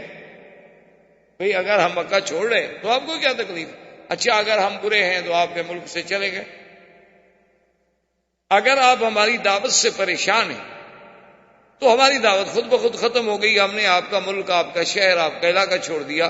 تو حضرت عمر کو بھی کچھ بات سمجھ آ گئی، تو انہوں نے کہا کہ ہاں اچھا ٹھیک ہے، تم نے جانا ہے تو جاؤ، میں تمہارا راستہ نہیں روکوں۔ اب اس کے بعد حضرت عمر رضی اللہ تعالی عنہ، یہ ان کے زمانے کفر کی بات ہے جو میں عرض کر رہا ہوں، ایک دن اپنے گھر میں آگے بیٹھے اور بڑے متفکر ہو کے بیٹھے، اور انہوں نے کہا کہ بھائی اب یہ روز روز کا جھگڑا جو ہے وہ قابل برداشت نہیں رہا کہ کبھی ہم عذاب دیں، کبھی لوگوں کو ماریں، کبھی لوگوں کو ستائیں، کبھی ہم انہیں انگاروں پہ لٹائیں، کبھی ہم انہیں گرم تپتی ہوئی ریت پہ سلائیں، آخر یہ کیا بات ہوئی؟ تو ہمارا جھگڑا تو پھر محمد رسول اللہ صلی اللہ علیہ وسلم سے ہے، تو کیوں نہ آپ سے فیصلہ کر لیا جائے اور آپ کو ہی نعوذ باللہ قتل کر دیا جائے تاکہ بات ختم ہو جائے۔ تو عمر رضی اللہ تعالی عنہ زمانے کفر میں ہیں، اور بالکل فیصلہ کر کے کہ بس میں نے آج فیصلہ کر لیا ہے کہ سرزمین مکہ پہ اب یا عمر چلے گا یا محمد رسول اللہ صلی اللہ علیہ وسلم۔ انہوں نے بڑی تیاری کی، تلوار، اس زمانے میں جو اسباب تھے جنگ کے، تیر، تفنگ، زرہ، ڈھال، تلوار، سب سامان لے کے غصے میں بھرے ہوئے، اور کہنے لگے کہ چلو زیادہ سے زیادہ اگر بنو ہاشم نے مقابلہ بھی کیا تو مجھے قتل کر دیں، بس زیادہ سے زیادہ یہی ہوگا نا کہ اگر انہوں نے حضور صلی اللہ علیہ وسلم کا اور محمد الرسول اللہ صلی اللہ علیہ وسلم کا بدلہ بھی دیا تو کیا ہو، زیادہ سے زیادہ مجھے قتل کر دیں گے، چلو میں ایک بندہ مر جاؤں گا لیکن یہ روز کا جو مسئلہ ہے یہ تو ختم ہو جائے۔ وہ اسی جوش و غضب میں نکلے، اور راستے میں نعیم ابن عبداللہ جو اسلام لا چکے تھے لیکن ابھی انہوں نے کھل کے ظاہر نہیں کیا تھا، کیونکہ کوئی ڈر کے مارے اسلام کو ظاہر نہیں کیا۔ نعیم ابن عبداللہ کہتے ہیں کہ میں نے حضرت عمر کو ایسے انداز میں چلتا ہوا اور اس طرح غصے میں بھرا ہوا پہلے کبھی نہیں دیکھا تھا۔ مجھے شک ہوا کہ اس کی نیت کوئی اچھی نہیں لگتی، میں قریب آیا اور میں نے روکا عمر کو، اور میں نے کہا کہ عمر تم کیا چاہتے ہو، اور خیر ہے یہ کون سا وقت ہے بھئی آدمی بالکل مسلح ہو کے گھر سے نکل رہا ہے، کوئی لڑائی تو ہو نہیں رہی۔ تو عمر ٹھہر گیا، انہوں نے کہا دیکھو نہیں ابن عبداللہ، جب سے اللہ کے نبی نے اعلان نبوت کیا ہے اس دن سے پورے مکے میں جھگڑے ہو گئے، باپ بیٹے سے الگ ہو رہا ہے، بیوی خاوند سے الگ ہو رہی ہے، بیٹی ماں سے الگ ہو رہی ہے، لڑائی ہے، تفرقہ ہے، اور یہ مجھ سے برداشت نہیں ہوتا۔ آج میں نے فیصلہ کیا ہے کہ انی اقتل محمدن صلی اللہ علیہ وسلم، کہ میں محمد مصطفیٰ کو قتل۔ نعیم ابن عبداللہ کہتے ہیں کہ میں نے سمجھ لیا تھا کہ میرے روکنے سے عمر تو کوئی نہیں روک سکتا ہے، تو میں نے اس کو ایک طریقے سے روکنا چاہا۔ میں نے کہا یا عمر تم کیا سوچ کہ بنو ہاشم تمہیں چھوڑ دیں گے؟ تم اگر محمد رسول اللہ صلی اللہ علیہ وسلم قتل کر دو گے تو تمہارا کیا خیال ہے کہ بنی عبد المطلب ہیں، بنو ہاشم ہیں، بنو ابی طالب ہیں، یہ سب تمہیں چھوڑ دیں گے؟ آخر وہ بھی تو قبیلہ ہے، چاہے حضور کے دین پہ نہ بھی، لیکن ان کو برادری کا، رشتہ داری کا، قومیت کی اور یہ عصبیت جو ہے وہ تو ان میں بھی موجود ہے، تو کیا تمہیں وہ چھوڑ دیں گے اور تم پردے سے رہو گے مکے میں؟ عمر نے کہا کہ نہیں میں ابن عبداللہ میں نے یہ سب سوچا ہے، میں یہ تمام چیزوں پہ غور کر کے نکلا ہوں کہ میں نے کام کرنا ہے، اللہ کے نبی کو قتل کرنا ہے، اور اس کے بعد جو ہے زیادہ سے زیادہ اگر بنو ہاشم نے مقابلہ کیا تو میں قتل ہو جاؤں گا۔ ایک آدمی بہرحال 3-4 خاندانوں سے تو نہیں لڑ سکتا، تو میں قتل ہو جاؤں گا، چلو ایک آدمی قتل ہو جائے گا، بات تو ختم ہو جائے گی۔ یعنی آپ دیکھیں کہ باطل اپنے باطل پہ کتنی جمع ہوتا ہے کہ وہ اللہ کے انبیاء کے مقابلے پر بھی آئے، اللہ کے نبیوں کے مقابلے، کیونکہ خدا کی قدرت ہے کہ جو آدمی بھی جس غلط راستے میں بھی ہے، وَلِلنَّاسِ فِي مَا يَشْكُونَ مَذَاهِبُ، ہر آدمی اپنے طریقے کو سچا سمجھتا ہے اور دوسرے کو نعوذ باللہ گمراہ سمجھتا۔ یعنی آپ دیکھیں کہ فرعون نے جب کہا کہ انا ربکم الاعلی، اتنا بڑا دعویٰ کہ میں خدا ہوں۔ دیکھیں اب یعنی یہ بات عقل سے بھی، ایک عقل والا آدمی بھی سمجھ سکتا ہے کہ کیا کوئی ایک بندہ جو ہے وہ خدا بن سکتا ہے، جو کھانے کا محتاج، پینے کا محتاج، سونے کا محتاج، جو اپنی حفاظت کے لیے پہرے کا محتاج، جو اپنے ضروریات زندگی اور حاجات کے لیے پیشاب کرنے کا محتاج، ہوا نکلنے کا محتاج، یہ بندہ کیسے خدا ہو سکتا ہے؟ یعنی ایک چھوٹے سے بچے سے بھی پوچھو کہ کیا یہ بندہ جو کھاتا ہے پیتا ہے خدا ہو سکتا ہے، وہ کہے گا پاگل ہے، یہ کیسے خدا ہو سکتا ہے؟ اتنا جھوٹا شخص، یعنی جس کے جھوٹے دعوے میں کوئی شبہ نہیں ہو سکتا۔ لیکن جب موسیٰ علیہ السلام نے آ کر اسے سچے دین کی دعوت دی تو پتہ ہے اپنی قوم کو کیا کہتا ہے؟ انی اخاف ان یبدل دینکم او ان یظہر فی الارض الفساد، کہتا ہے کہ مجھے ڈر ہے کہ موسیٰ علیہ السلام تمہارے دین کو بدل نہ دے، مجھے ڈر ہے کہ موسیٰ علیہ السلام جو ہے یہاں دنیا میں فساد نہ پھیلائے، یعنی اللہ کا نبی جو ہے سچا دین کے لانے والا، وہ تمہارے دین کو بدل دے گا، تمہارا دین تو بالکل ٹھیک ہے، اور موسیٰ علیہ السلام فساد پھیلائے گا، جو داعی امن ہے وہ فسادی۔ یہ ہمیشہ قاعدہ ہے کہ جتنا بھی آدمی کسی کو ہدایت کرے، آج بھی آپ دیکھ لیں کہ جتنی حق کی جماعتیں ہیں، جتنے صحیح دین پہنچانے والے لوگ ہیں، وہ لوگوں کے نزدیک غلط ہیں، اور جتنے باطل ہیں، جتنے گمراہ فرقے ہیں، جتنے غلط کار فرقے ہیں، لوگ کہتے ہیں جی یہ ٹھیک ہے۔ اسی لیے حضور صلی اللہ علیہ وسلم کی ایک حدیث ہے کہ بدأ الاسلام غریبا وسيعود غریبا کما بدأ فطوبى للغرباء۔ تو غریب سے مراد یہ نہیں ہوتا جس کے پاس پیسے نہ ہوں، یہ تو ہمارے یہاں اردو میں ترجمہ ہوتا ہے نا کہ یہ امیر ہے اور یہ غریب ہے، ہمارے یہاں غریب امیر کے مقابلے پہ استعمال ہوتا ہے، یہاں غریب عربی میں کہتے ہیں اجنبی، ایک اوپرا آدمی جسے کوئی نہ پہچان۔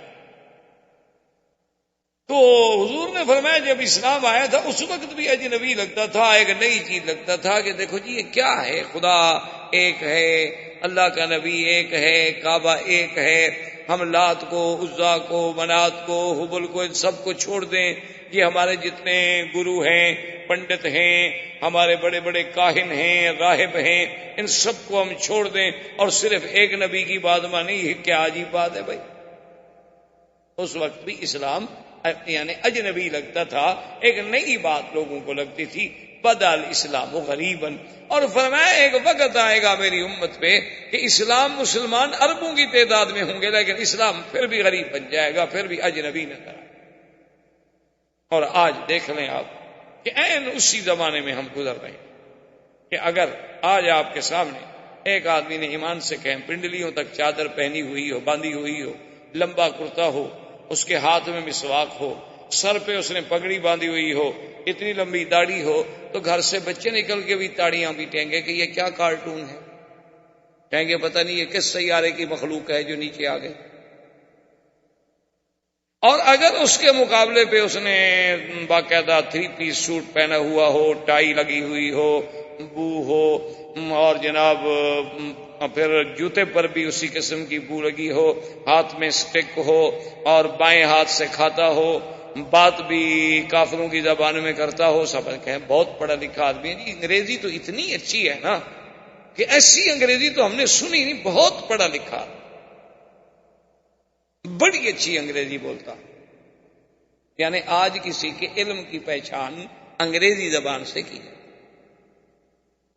اس سے بڑی کوئی بدبختی ہے ہم مسلمانوں کے لیے کہ اس کی پہچان نہ تو عربی زبان سے کی جاتی، نہ قرآن و حدیث کے علم سے کی جاتی ہے، نہ اللہ رسول کی فرما برداری سے کی جاتی ہے، نہ اللہ رسول کی اطاعت سے کی جاتی ہے۔ بس نہیں جی، یہ تو خیر ویسے جی ہمارے یہاں ایک مولوی صاحب ہیں، نماز پڑھاتے ہیں، اچھے نیک آدمی ہیں، بس لیکن وہی پرانے ملا مولوی نماز ہی پڑھاتے ہیں جی، کیا یہ قرآن ہی بات ہے؟ اور جی کبھی رمضان شریف میں تراویح بھی پڑھاتے ہیں، حافظ بھی ہیں، بس ایسے بیچارے ملا آدمی مولوی، یعنی وہ بالکل گھٹیا آدمی ہے، ان کے چپراسی اور چوکیدار سے بھی گرا ہوا۔ چوکیدار اور چپراسی تو ان کی کوٹھی میں ایک کمرہ لے کے سروینٹ کوارٹر میں رہ سکتا ہے، وہ مولوی نہیں رہ سکتا۔ وہ اپنا مسجد میں سوئے، چونکہ اس نے جھاڑو بھی تو دینا ہے نا مسجد، صبح اذان بھی کہنی ہے، پھر پانی بھی بیچارے نے بھرنا ہے غسل خانے میں تاکہ جب آپ وضو کرنے کے لیے آئیں تو آپ کو تو تکلیف نہ ہو، اور سردیوں کا موسم ہو تو آگ جلا کے پانی گرم بھی کرنا۔ یہ واقعات ہیں، حقائق ہیں، آپ ان کو جتنا چھپائیں یہ چھپ نہیں سکتے، یہ حقائق۔ کسی بھی آپ محلے میں چلے جائیں مسلمانوں کے محلے میں، وہاں آپ ایک کلرک کا اور ایک جامع مسجد کے عالم خطیب اور امام مسجد کا موازنہ کریں کہ معاشرے میں عزت کس کی زیادہ ہے، آپ کو خود نظر آئے گا کہ واقعی حضور نے سچ فرمایا تھا کہ پھر ایک وقت آ جائے گا کہ جب اسلام پھر اجنبی۔ عجیب۔ اب جناب اس کے بعد یہ ہوتا ہے کہ اب یعنی عمر نکلا ہوا ہے اللہ کے نبی کو کہ اللہ کا نبی ایک نئی چیز لے کے آیا ہے، نعوذ باللہ۔ نعیم ابن عبداللہ کہتے ہیں کہ جب میں نے دیکھا کہ عمر کے جذبات اس طرح بھی ٹھنڈے نہیں پڑ رہے تو اب یہ بڑا جبار آدمی ہے، اور حضور صلی اللہ علیہ وسلم کے پاس تو کوئی پہرا بھی نہیں، آپ کے پاس تو کوئی سیکورٹی فورس بھی نہیں، تو یہ جا کر ہو سکتا ہے کہ حضور صلی اللہ علیہ وسلم پہ حملہ آور ہو اور حضور کو نقصان پہنچے۔ تو حضرت نعیم ابن عبداللہ فرماتے ہیں کہ پھر مجھ سے صبر نہ ہوا، میں نے کہا کہ عمر، جس مقصد کے لیے تم اللہ کے نبی سے لڑنا چاہتے ہو وہی دین، وہی اسلام، وہی طریقہ تو تمہارے گھر میں داخل ہو چکا ہے، تمہاری بہن مسلمان ہو چکی ہے، پہلے تم اپنے گھر کی تو اصلاح کرو، محمد عربی سے تو بعد میں جا کے لڑو۔ یعنی میں نے اپنی طرف سے اس کا رخ بدلنا چاہا کہ کم از کم ابھی جا کر حملہ آور نہ ہو حضور پر، ہم حضور کو اطلاع تو دے سکیں نا۔ تو عمر جوش میں آ گیا، کہتا ہے کیا کہہ رہے ہیں، میری بہن، عمر کی بہن، یہ کیسے ہو سکتا ہے کہ خطاب کی بیٹی جو ہے وہ مسلمان ہو جائے؟ انہا صبا، وہ بھی صحابیہ بن گئی۔ انہوں نے کہا بھی تم جا کے تحقیق کر لو۔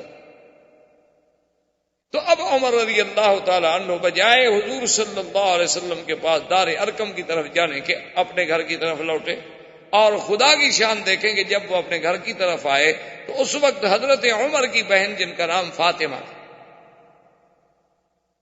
اور ان کے شوہر جو تھے ان کا نام سعید بن زید تھا، وہ بھی مسلمان تھے،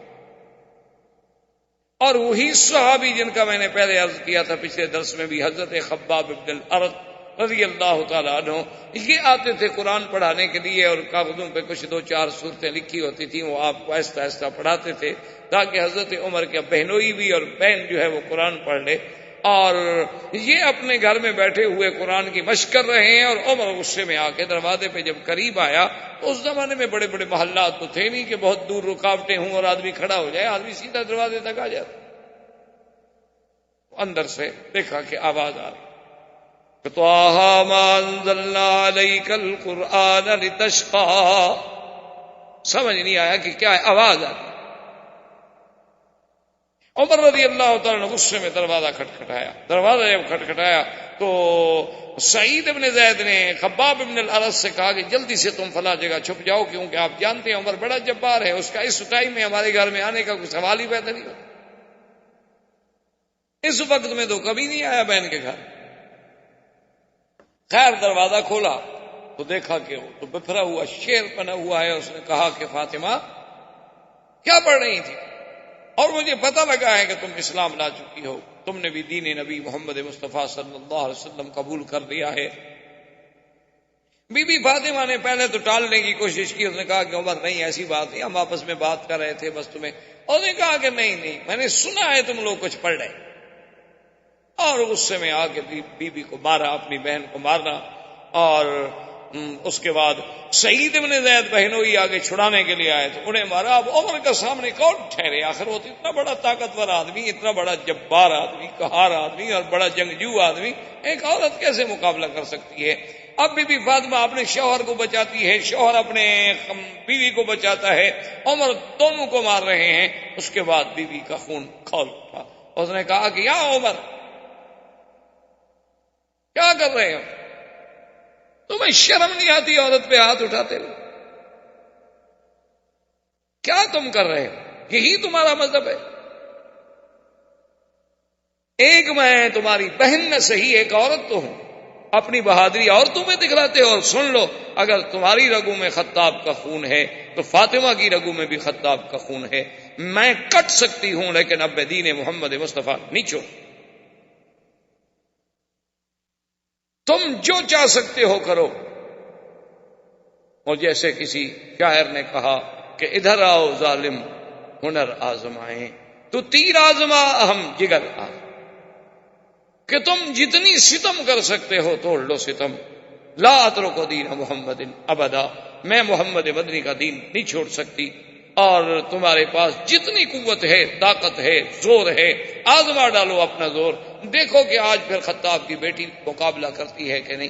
اب عمر کا دماغ میں آیا کہ آخر کیا بات ہے، اتنی مار کھانے کے بعد میں اس کا بھائی ہوں، آخر کوئی وجہ ہے، تو عمر بیٹھ گئے۔ اس نے کہا اچھا فاطمہ ایک بات تو سن، تو فاطمہ نے پوچھا کیا بات ہے؟ اس نے کہا اچھا تم جو کچھ پڑھی تھی مجھے بھی سنا، میں بھی سننا چاہتا ہوں، اور مجھے بھی دکھاؤ لکھا ہوا وہ کیا ہے، میں بھی تو پڑھوں نا، آخر میں پڑھا ہوا آدمی، حضرت عمر بھی ان لوگوں میں تھے جو پڑھے ہوئے تھے، یعنی مکے کے وہ چند لوگ جو لکھنا پڑھنا جانتے تھے، حضرت عمر ان لوگ۔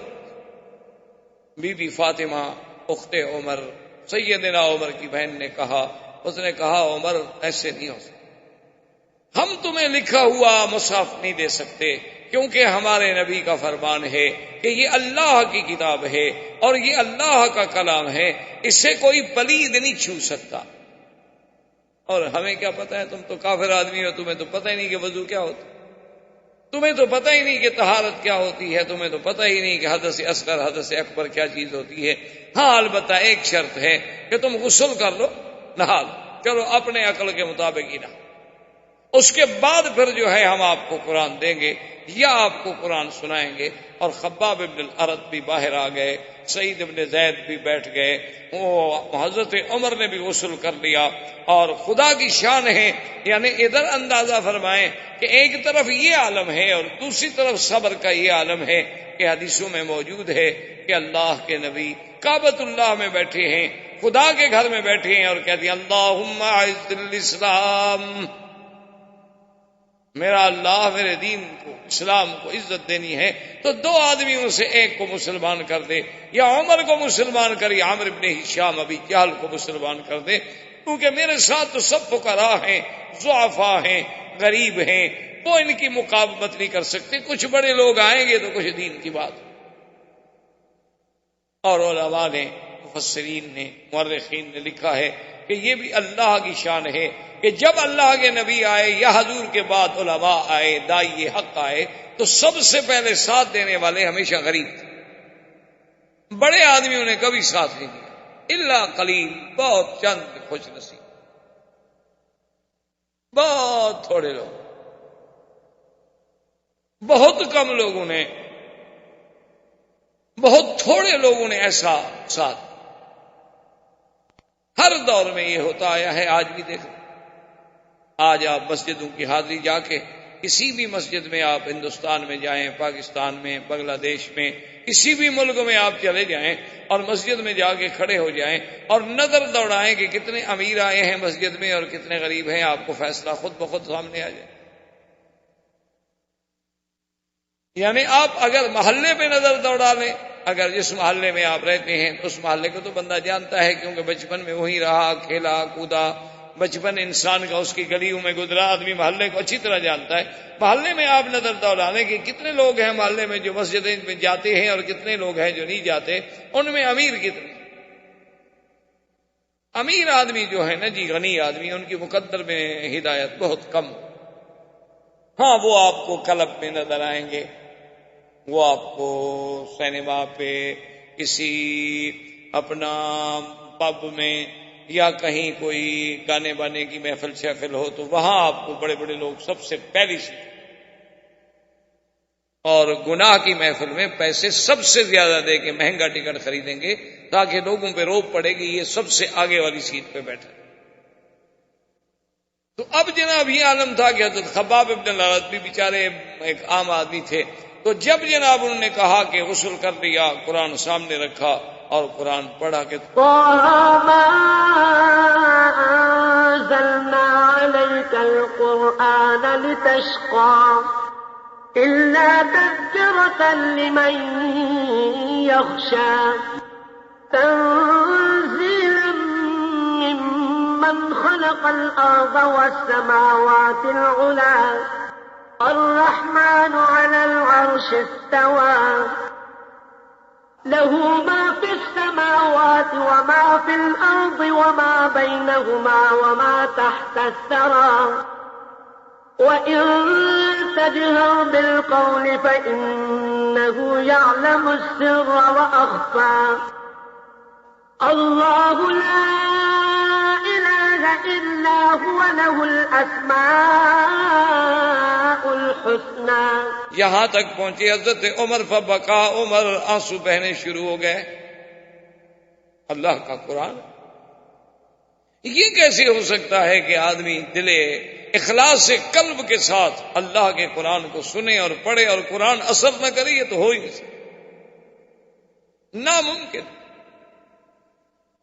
پرانے دور کی بات ہے، ایک دیہات میں ایک غریب آدمی نے جلسہ رکھا، اور اس زمانے میں دیہات میں کوئی بجلی تو ہوتی نہیں تھی، لوگ زیادہ تر جلسے 14ویں رات میں رکھ لیتے تھے کہ چلو روشنی ہوگی، کوئی تھوڑا بہت لیمپ شپ جلا لیں گے تو جلسے ہو جاتے تھے۔ تو اسی رات اتفاق یہ ہے کہ ایک اس علاقے کا بہت بڑا زمیندار تھا، اس کے بیٹے کی شادی تھی، تو اس نے وہ گانے والیوں کا، مغنیات کا انتظام کیا ہوا تھا۔ اب جب وہاں پہنچے تو غریب آدمی تھا جس نے والد صاحب رحمۃ اللہ علیہ کو دعوت دی تھی، تو اس نے کہا کہ حضرت آئی نے آپ کو بلا لیا، لیکن مجھے پتہ نہیں تھا کہ آج کی رات جو ہے ہمارے زمیندار کے بیٹے کی شادی ہے، اور بڑی مصیبت ہے کہ اس نے تو یہاں بڑے بڑے گانے والیاں ہندوستان سے اور ادھر سے اور ادھر سے ادھر سے منگائی ہوئی ہیں، وہ بڑے لوگ ہیں، اور ساری دنیا سیدھی بات ہے کہ وہ برائی کی طرف جائے گی، تقریر سننے کے لیے کون آئے گا؟